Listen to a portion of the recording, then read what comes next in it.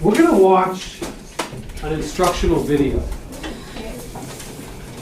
This video is going to show you the process of using the bookmark to analyze first the attribution, and then it's going to lead us to the head note. You notice on the bookmark there's like a whole bunch of questions for each section. The video might tell you to only focus on one or two of the questions. It might tell you to focus on more. We're just going to follow this expert on the video. So let's read some sources. I have the Laws of Hammurabi, source number 1 here, as well as a copy of the big bookmark. Let's remind ourselves of our purpose for reading, which is to answer the central question up here at the top. What was important to King Hammurabi? I'm noticing a few people's pencils moving, and that makes my heart warm. She wrote the word purpose, and I saw that a few people are doing the same thing. This is good. I'm going to start with the head note and the attribution. I'm going to freeze that for about 30 seconds. If you were unable to see it well or get something, go ahead and add it. You do not have to have the exact words that were written here, but, well, let me not say but, let me ask you a question. Why did our expert write things in addition to circling things? Emily? Maybe so we could understand it more. Maybe, but keep in mind, she is not doing that. I mean, she's modeling what she would be doing for herself. So, as a student doing this task, she chose to write this. How will this help her? Ian? It's kind of like a mentor text, kind of. Like, she's, like in our mentor text, we kind of had to like circle stuff on a paper. I kind of see where you're going, Camille. So if she reads it again, she'll know what she was thinking the first time she read it. So in a few days, she's going to be asked to write an email to the Louvre saying stuff about Hammurabi. She's going to go back to look at her sources. And if all she sees is circles, she's probably going to have to read it again, right? Why did I circle this? I don't remember. But if she sees circles and a note, she won't have to read everything. She can just read her notes. Exactly. It's going to remind her of the importance of the item that she thought. So, you are now all looking at the head note on page 3. At your table, one person will read the first sentence out loud. When that person stops, everyone at the table will decide what we should circle in that sentence. When you've done that, a second person will read the second sentence. Everyone will listen. Everyone will decide what to circle in the second sentence. Move on to the third sentence, and so on. Got it? Yeah. Ben, who's reading at your table? I guess I will. And then what's going to happen? We'll decide what to circle. And then what's going to happen? Good. So everyone's going to read, right? Eventually. Beautiful. Go. Tell me one thing from the head note you circled, and I'll circle it. Okay. 1750 BCE. Why?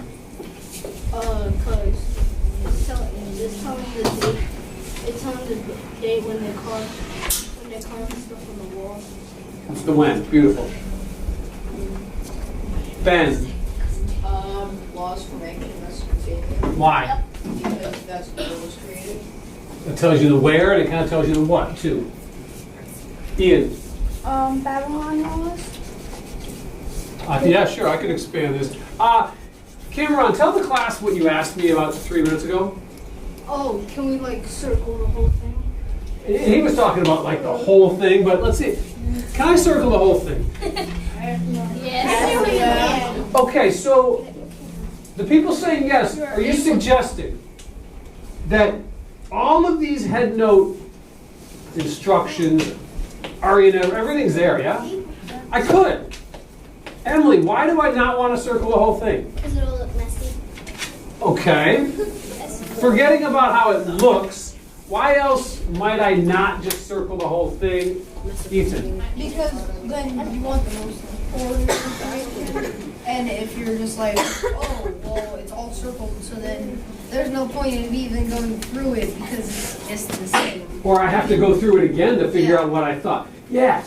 Our goal here is to pull out things that we can focus on when we come back to it, to do our writing.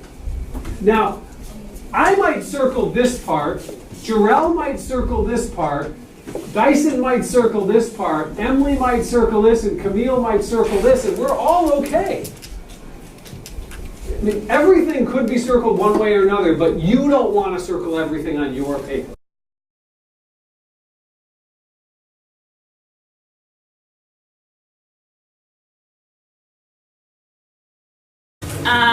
Savannah, how do we read these primary sources? Like, what's the first thing that we read? Okay, so I'm gonna put a little one there to remind people. We read the attribution, and then what do we read after that? And when we're going through the attribution in the head note, we're circling what kind of things? Like important or We're not doing important, we're doing who said.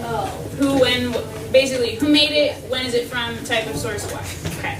So let's do the attribution quickly, and I'll have you do the head note on your own. Okay, what's our date, everyone? 2000. What's the name of our author? But no, I think it's Bonnet. Do you know how to say his name? Bonnet. No, Bonnet. We're gonna call him Bonnet because I don't know. And it's from an academic book. It's an academic book. Academic means it's written by like a historian or a geographer. Okay.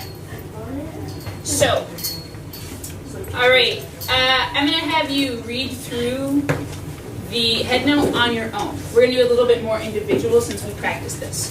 Leanne, what's something you circled in the head notes? 1981 for 1989. And what are those dates? Like, what's the deal with those dates?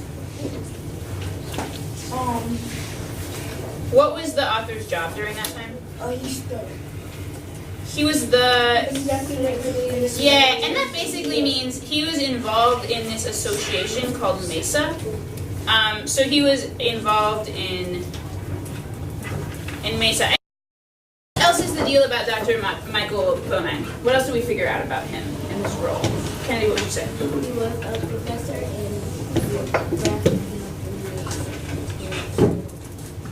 Yeah, so does he know some things, or does he have some expertise in this area? For sure. So he's a professor at what university was it? University of Arizona. Yeah, okay.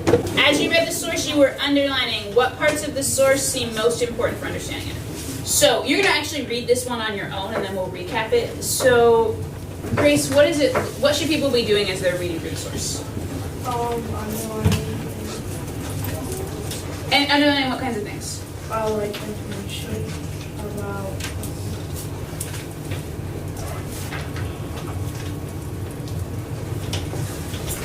What parts of the source seem most important. So, for example, as I read this first line, different geographers and map makers think of many different countries of the Middle East. There is certainly no agreement on the definition and boundaries. I'm going to underline there is no agreement on the definitions and the boundaries. Because that's saying, hey, not everyone agrees. That seems like it's helping me to understand that he's going to talk about people don't agree. Okay. All right. So, Ramir, what should it sound like as people? Should be a 0.